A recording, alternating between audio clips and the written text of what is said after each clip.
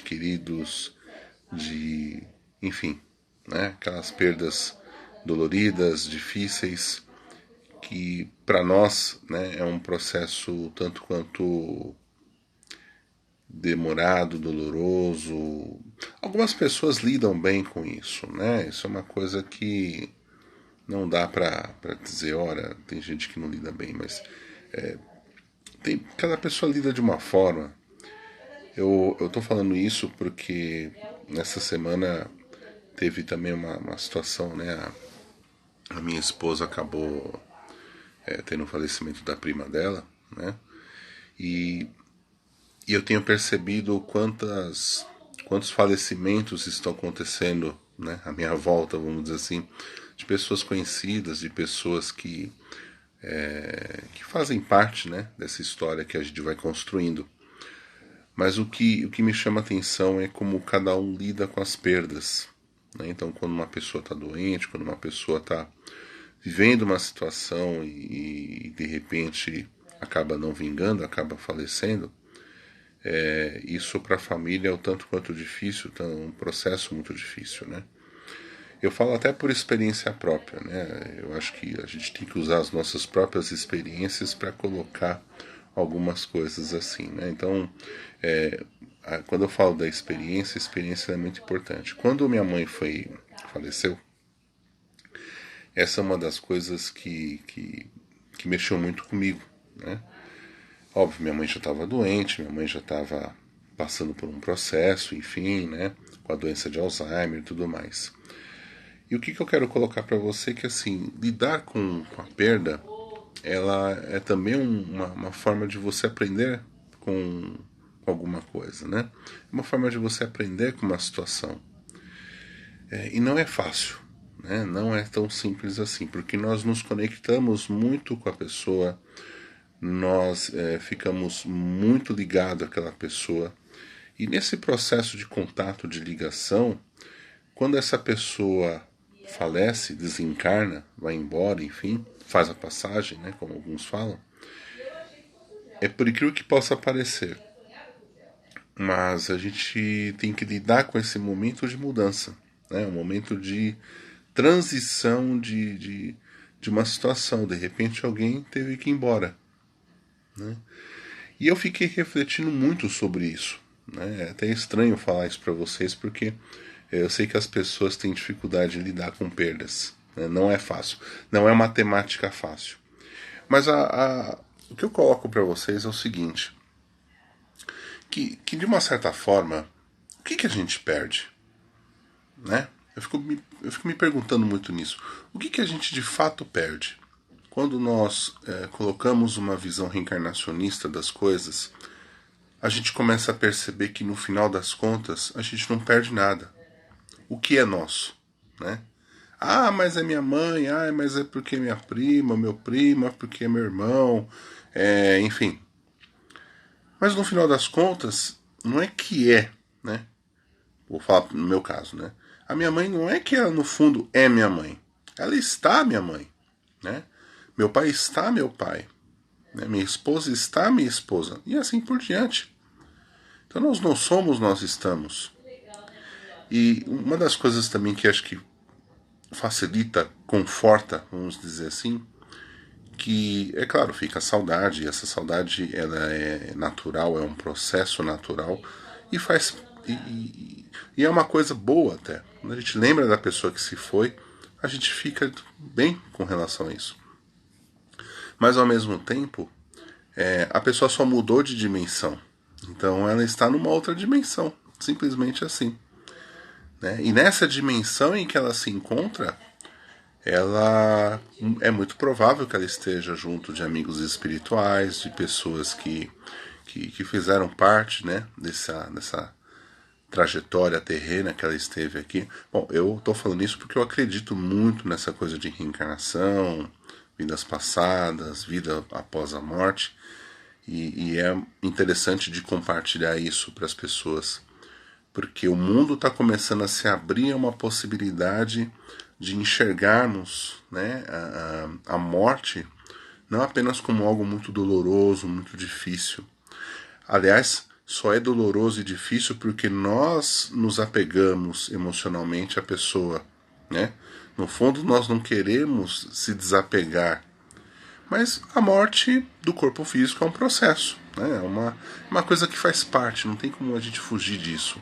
Muito pelo contrário, é algo natural, é da natureza, né, humana.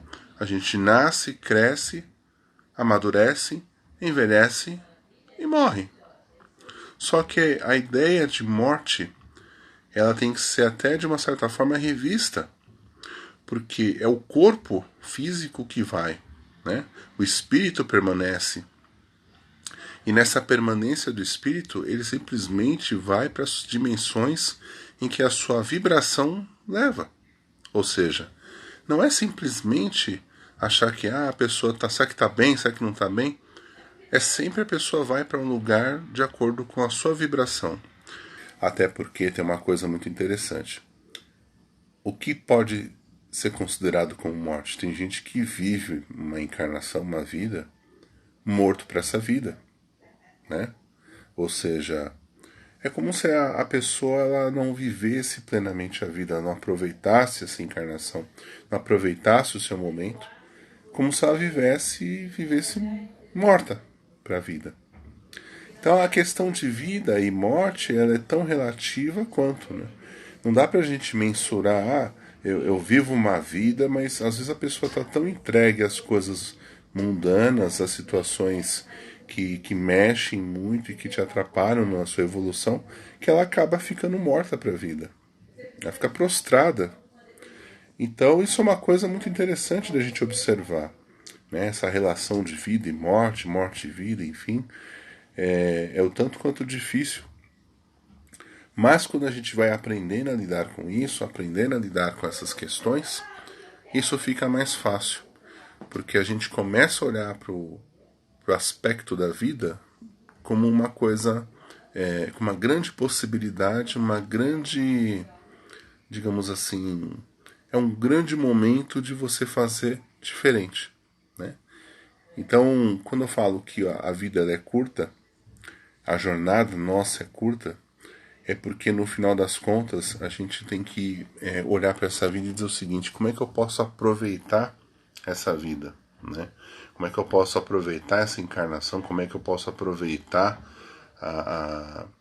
aquilo que esta vida, que esta encarnação me promove ou me traz, né? Às vezes a gente deixa com que o nosso ego domine a nossa vida, domine a nossa encarnação. A gente faz uma série de coisas, tem divergências com pais, com irmãos, com pessoas que a gente poderia ter uma forma diferente. E aí essa pessoa vai embora e a gente fica com aquela cara de, poxa, poderia ter me acertado com aquela pessoa.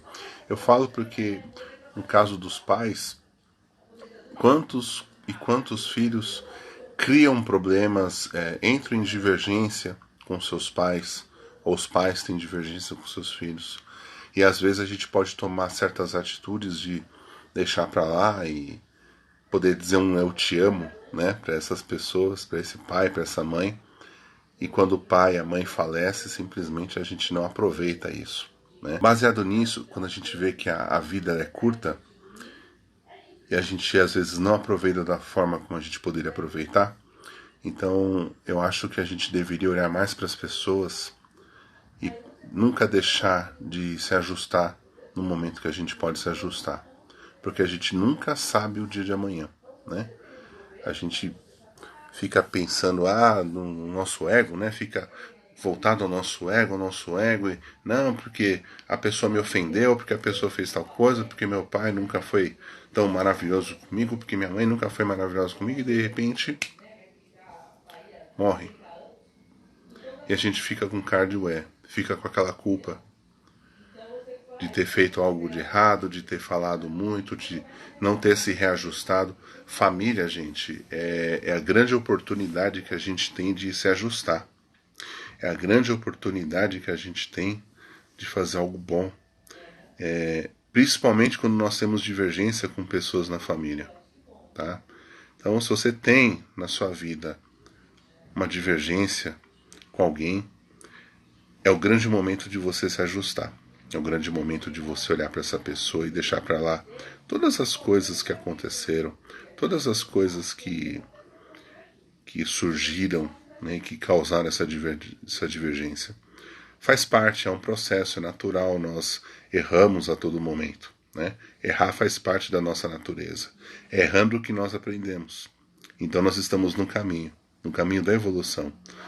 E quando a gente percebe que erra, é nada mais justo e nada mais condizente da gente se desculpar e deixar para lá e, quem sabe, fortalecer esse laço de amor e amizade com a pessoa que a gente mais ama, né? A nossa família, antes que seja tarde demais.